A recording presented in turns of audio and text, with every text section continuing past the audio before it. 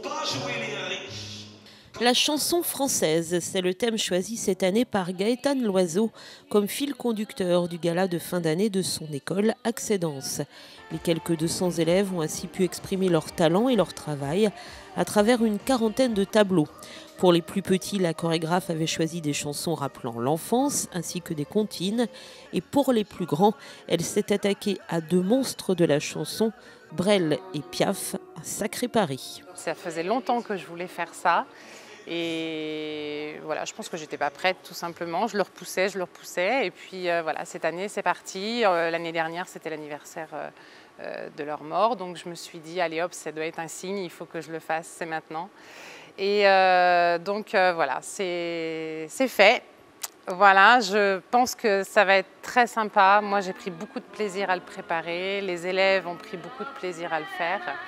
Et puis surtout, je pense qu'il y a un rôle important au niveau de leur culture parce que beaucoup de jeunes ne connaissaient pas Brel et Piaf, peut-être encore moins Piaf que Brel.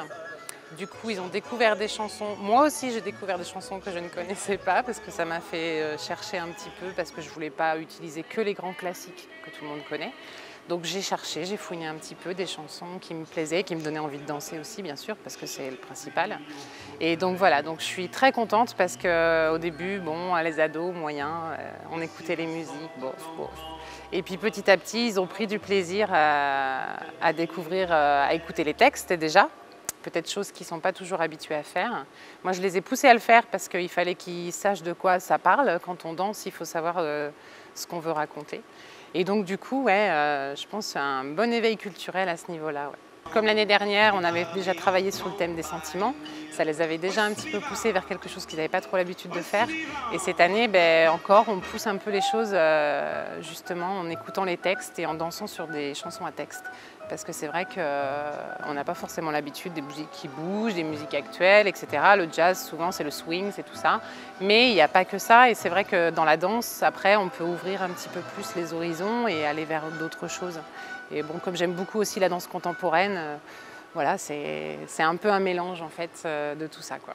Au final, un très beau spectacle mêlant humour et émotion, tout ce que l'on aime dans la danse.